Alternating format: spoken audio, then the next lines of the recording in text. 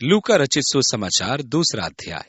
उन दिनों में औगुस्तुस कैसर की ओर से आज्ञा निकली कि सारे जगत के लोगों के नाम लिखे जाएं।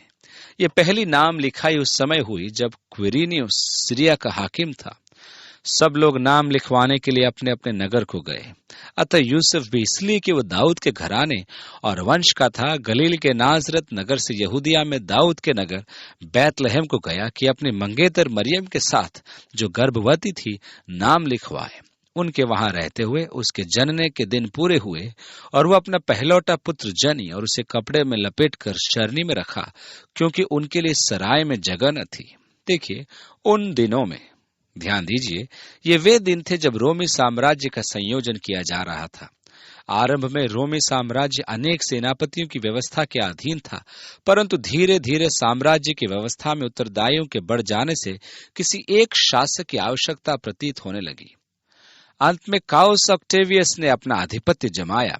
उसने अपने चाचा से कैसर नाम लिया, क्योंकि वह उनका दत्तक पुत्र था, और स्तूस नाम उसे रोमी महासभा ने दिया।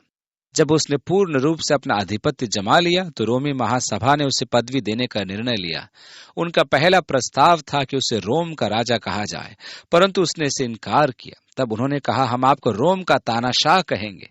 उसे वो पदवी भी पसंद नहीं आई। अंत में वे औगुस्तुस की पदवी का प्रस्ताव लाए।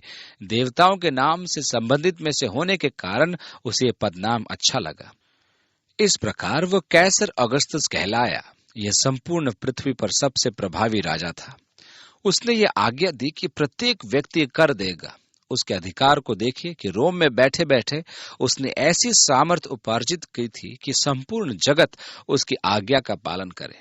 जैनिस, जो उनका युद्ध का देवता था और युद्ध के समय जनता उसकी पूजा करती थी, इस समय उसके मंदिर के द्वार बंद हो गए थे, क्योंकि युद्ध न होने के कारण उसकी पूजा भी रुक गई थी।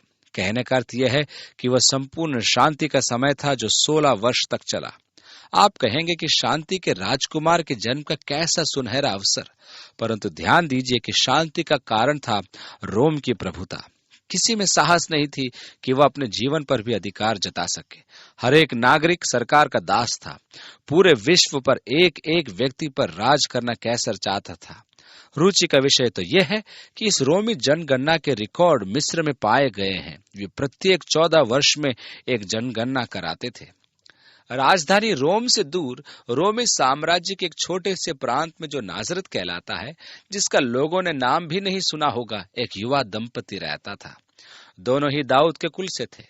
जब कैसर की आज्ञा निकली कि सब पर कर लगाने के लिए जनगणना की जाए, तब उस आज्ञा के अनुसार इन्हें भी अपने जन्म स्थान बैतलहम जाना पड़ा था। धर्मशास्त्र के वृतांत की पुष्टि करते हुए उस मिस्र से इस विषय में प्रमाण भी प्राप्त हुए हैं कि प्रत्येक इंसान को अपने जन्म स्थान जाकर नाम लिखाना था। अब गर्भावस्था के समय पर स्त्री की शारीरिक अवस्था अत्यधिक दयनीय होती है। उसकी देह में अनेक रासायनिक परिवर्तन होते हैं, अनेक शारीरिक क्रियाएं और प्रतिक्रियाएं होती हैं। परंतु क्या किया जाए, जब रोम में बैठे इस व्यक्ति ने आज्ञा निकाली है, तो असहाय अवस्था में भी मरियम को यूसुफ के साथ जाना पड़ा। उन दिनों में यातायात के साधनों की कमी के कारण यह यात्रा बहुत लंबी यात्रा थी, जबकि उसकी दूरी केवल 70 मील थी। रोम में बैठे इस आदमी की आज्ञा पालन हेतु यूसुफ और मरियम नासरत से बैतलहम तक नाम लिखाने के लिए कष्ट झेलते हुए इस लंबी यात्रा पर निकल पड़े।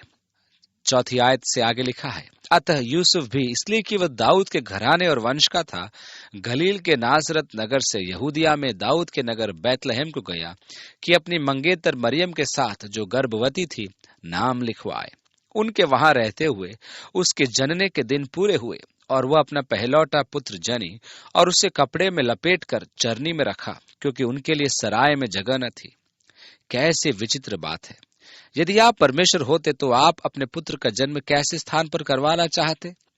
इससे अधिक विचित्र बात तो यह है कि परमेश्वर पृथ्वी पर आया और उसे ठहरने के लिए स्थान न मिला। यह उसकी जीवन शैली का एक सूचक था। आज भी मनुष्य उसे रहने का स्थान कहाँ देता है? उसके पास सबके लिए स्थान है और समय है, परंतु परमेश्वर के लिए नहीं। ऐसा प्रतीत होता है कि उसे आज भी समाज के बाहर ही स्थान दिया गया है। आइए हम इस पर ध्यान दें और कुछ पूर्व काल में चलें और विस्तृत बातों की ओर ध्यान दें। इस संकटकालीन यात्रा के 700 वर्ष पूर्व एक भविष्यद्वक्ता ने कहा था, हे बेतलहम, यद्यपि तू यहूदा के क्षेत्रों में छोटा है, तुझ में से उस व्यक्ति का उदय होगा जो आदि से है। यह भविष्यवाणी थी कि मसीह का जन्म बेतलहम में होगा। मैं जब भविष्यवाणी को पढ़ता हूं कि मसीह का जन्म यहूदा के बैतलहम में होगा, तो मैं उस आदमी को दोष नहीं देता जिसने ये आज्ञा निकाली थी कि सब अपने अपने जन्म स्थान जाकर नाम लिखवाएं, वरन मुझे ये विश्वास होता है कि वास्तविक राजा तो परमेश्वर है और सांसारिक राजा उसके हाथ की कठपुतलियां हैं। उनके हाथ में वास्तविक राज्य नहीं है। यहां ध्यान दीजिए कि परमेश्वर के सामने एक समस्या थी कि उसने कहा था कि मसीह का जन्म बैतलहम में होगा, परंतु यूसुफ और मरियम तो नासरत में रहते थे। ऐसे समय में भी कोई भी समझदार व्यक्ति नासरत से बैतलहम की यात्रा करके संकट मोल नहीं लेगा। अतः परमेश्वर को उन्हें बैतलहम लाना था। ये कैसे संभव होगा? परमेश्वर ने अपनी रस्सी खींची और उसकी कठपुतली अगस्तुस कैसर ने आज्ञा निकाली कि सबकी जनगणना की जाए, कि उनसे कर वसूला जाए। कैसर के विचारों में वह संसार को नियंत्रित कर रहा था, परंतु सत्य तो यह है कि वह केवल परमेश्वर की आज्ञा का पालन करते हुए उसकी 700 वर्ष पुरानी भविष्यवाणी पूरी कर रहा था कि यीशु के जन्म के समय यूसुफ और मरियम बैतलहम में रहे। उस समय मरियम केवल 16 या 17 वर्ष की थी। गौशाला में उसकी सहायता हेतु कोई दाई नहीं थी, अतः उसे स्वयं ही अपने प्रथम प्रसूति की संपूर्ण देखरेख करनी पड़ी थी।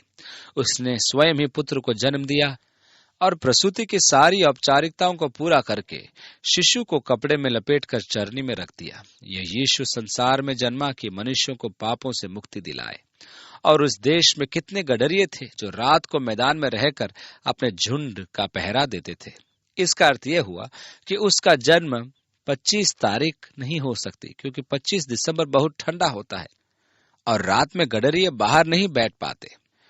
यह तिथि अन्य जातीय उत्सव संत नलिया की तिथि का अनुकरण है। मैं कभी कभी सोचता हूं कि हम लोग कब तक इस 25 दिसंबर का स्वांग करते रहेंगे।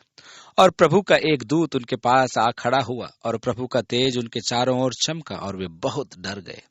ऐसा भी अनुमान लगाया जाता है कि वे मंदिर के गडरिये थे जो मंदिर में प्रातःकालीन और संध्याकालीन बलि की भेड़ों की रखवाली करते थे, क्योंकि ये भेड़ें निर्दोष और निष्कलंक होना चाहिए और बलि के लिए पर्याप्त मात्रा में होनी चाहिए। इसलिए मंदिर के व्यवस्थापक स्वयं ही भेड़ें पालते थे। यदि ऐसा है तो बलि के मेमनों की रखवाली करने वाले गडरिये सर्वप्रथम वे थे जिन्होंने सर्वप्रथम परमेश्वर के मेमने के दर्शन किए थे, जो संसार के पापों को उठाने आया था। तब स्वर्गदूत ने उनसे कहा, मत डरो, क्योंकि देखो मैं तुम्हें बड़े आनंद का सुसमाचार सुनाता हूं, जो सब लोगों के लिए होगा कि आज दाऊद के नगर में तुम्हारे लिए एक उद्धारकर्ता जन्मा है और यही मसीह प्रभु है। और इसका तुम्हारे लिए यह पता है कि तुम एक बालक को कपड़े में लिपटा हुआ और चरनी में पड़ा पाओगे। तब एकाएक उस स्वर्गदूत के साथ स्वर्गदूतों का दल परमेश्वर की स्तुति करते हुए और ये कहते हुए दिखाई दिया कि आकाश में परमेश्वर की महिमा और पृथ्वी पर उन मनुष्यों में जिनसे वो प्रसन्न है शांति हो। जब स्वर्गदूत उनके पास से स्वर्ग को चले गए तो गडरियों ने आपस में कहा, आओ हम बैतलहम जाकर ये बात जो हुई है और जिसे प्रभु ने हमें बताया है देखें। मेरे विचार में यह स्वर्गदूत जिब्राइल था। मेरे पास इसका प्रमाण तो नहीं है, परंतु हम जानते हैं कि यीशु के जन्म का संपूर्ण प्रबंध जिब्राइल के हाथ में था और जिब्राइल एक ऐसा स्वर्गदूत था जो भेदों को गुप्त नहीं रख सकता था। बच्चे का जन्म हो गया और संभवतः बच्चा रोकर सो गया तो जिब्राइल ने कहा, मेरा उत्तरदायित्व पूरा हुआ और अब मैं चला। विश्व का सबसे बड़ा आश्चर्य कर्म संपन्न हुआ। मैं चलते चलते मनुष्य को सूचना देता जाऊं कि परमेश्वर ने देह धारण करके मनुष्य के मध्य उसकी मुक्ति हेतु डेरा किया है, परंतु सब बत्तियां बंद है, सब सो रहे हैं। उसी समय उसने दूर शहर के बाहर कुछ प्रकाश देखा तो वो वहां उड़ चला कि अंत में कोई तो है जिसे वह ये संदेश दे कि सुनो, एक महान शुभ संदेश है, मसीहा प्रभु और मुक्तिदाता का जन्म हुआ है। तुम उसे कपड़ों में लिपटा और चरनी में पड़ा पाओगे। उसके साथ अन्य स्वर्गदूत भी वहां आ पहुंचे। तब एकाएक उस स्वर्गदूत के साथ स्वर्गदूतों का दल परमेश्वर की स्तुति करते हुए और यह कहते दिखाई दिया, आकाश में परमेश्वर की महिमा और पृथ्वी पर उन मनुष्यों में जिनसे वो प्रसन्न है शांति हो। बड़ा ही स्फूर्तिदायक दृश्य होगा वो। और गडरिये जल्द ही यीशु के पास पहुंच गए और जैसा स्वर्गदूत ने कहा था वैसा उन्होंने वहां पर पाया। 16 से आगे लिखा है, और उन्होंने तुरंत जाकर मरियम और यूसुफ को और चरनी में उस बालक को पड़ा देखा।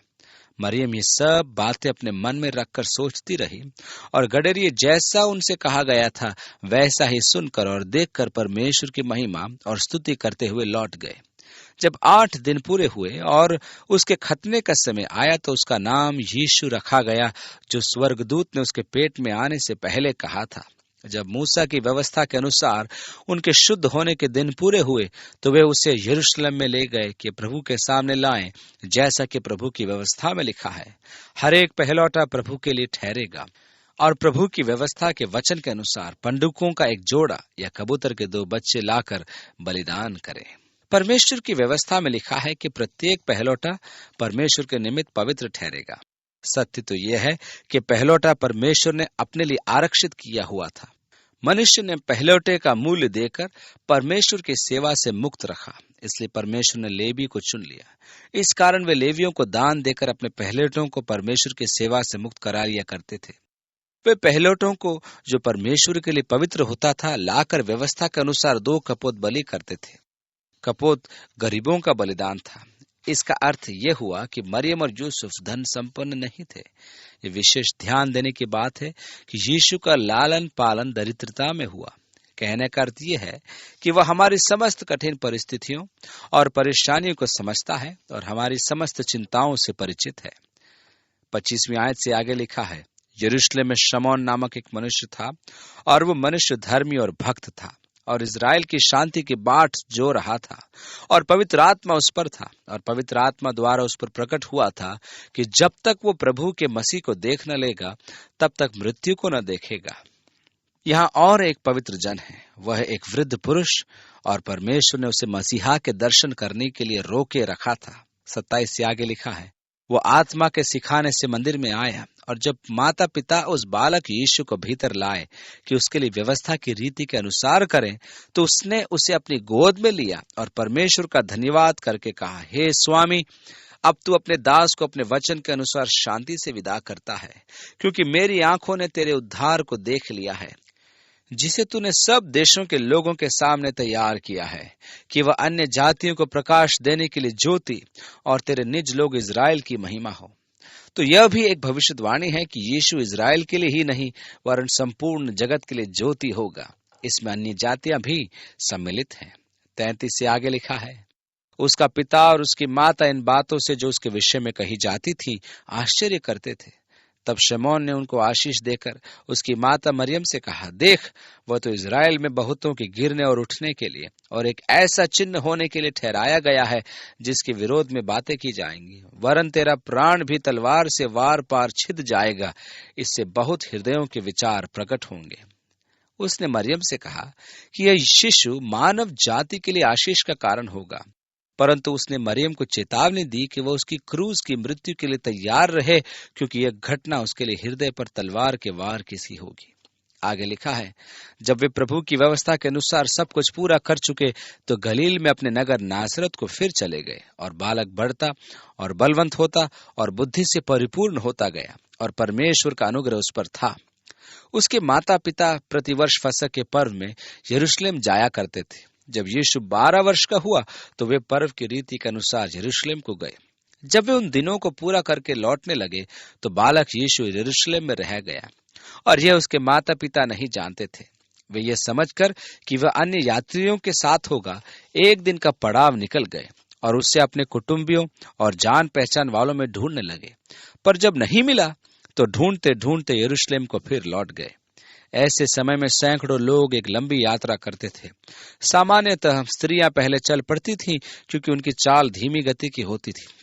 तदुपरांत पुरुष चलते थे और प्राय रात आने तक वे स्त्रियों के साथ होते थे। रात को वे मार्ग में ही ठहर जाते थे। संभव है कि जब यूसुफ अन्य पुरुषों के साथ पहुंचा तो उसने मरियम से पूछा होगा कि यीशु कहाँ है। इस पर मरियम ने कहा होगा, अरे, मैंने सोचा था कि वह आपके साथ है। इस पर उन्होंने उसकी खोज की और सबसे पूछा होगा, परंतु किसी को नहीं मालूम था कि यीशु कहाँ है। वह किसी के साथ नहीं पाया गया, अतः वे पुनः यरूशलेम आए। यदि कोई और 12 वर्षीय बालक होता तो माता पिता के न होने से परेशान होकर रोने लगता। 46 में आगे लिखा है, और 3 दिन के बाद उन्होंने उसे मंदिर में उपदेशकों के बीच में बैठे उनकी सुनते और उनसे प्रश्न करते हुए पाया। जितने उसकी सुन रहे थे वे सब उसकी समझ और उसके उत्तरों से चकित थे। तब वे उसे देखकर चकित हुए और उसकी माता ने उससे कहा, हे पुत्र, तूने हमसे क्यों ऐसा व्यवहार किया? देख, तेरा पिता और मैं कुड़ते हुए तुझे ढूंढते थे। उसने उनसे कहा, तुम मुझे क्यों ढूंढते थे? क्या नहीं जानते कि मुझे अपने पिता के भवन में होना आवश्यक है? यहाँ वह यूसुफ को अपना नहीं कहता है। उसने कहा, मुझे अपने पिता के भवन में होना आवश्यक है। मैं अनेकों को यह कहते सुनता हूं कि हाँ, मैं जानता हूं कि मुझे यहाँ करना है। यह अर्थहीन व्यक्तित्व है, क्योंकि हमें तो बहुत से काम करने हैं, परंतु हम करते नहीं हैं। हाँ, मैं जानता हूं मुझे करना चाहिए और मुझे यह करना ही है, परंतु जब कोई कहता है मुझे करना अनिवार्य है, तब आप जीवन के वास्तविक अर्थ में प्रवेश कर रहे हैं। मुझे अपने पिता के भवन में होना आवश्यक है। यीशु के जीवन में एकमात्र उद्देश्य यही था कि वह अपने पिता की इच्छा की पूर्ति करे, परंतु जो बात उसने उनसे कही उन्होंने उसे नहीं समझा। तब वह उनके साथ गया और नासरत में आया और उनके वश में रहा, और उसकी माता ने ये सब बातें अपने मन में रखी, और यीशु बुद्धि और डील डॉल में और परमेश्वर और मनुष्यों के अनुग्रह में बढ़ता गया। इन 2 अध्यायों में हम पृष्ठभूमि को समझते हैं। अध्याय 3 में हम यूहन्ना बपतिस्मा देने वाले की सेवा को देखेंगे। हमें परमेश्वर के वचन को एक साथ बांटने, विकसित होने और सीखने का अवसर प्राप्त हुआ है। प्रभु हमारी सहायता करे कि हम इन वचनों को सीखकर उन्नति प्राप्त करें और आशीष भी प्राप्त करें, ताकि हम दूसरों को भी ये आशीष बांट सकें। प्रभु हमें आशीष दे।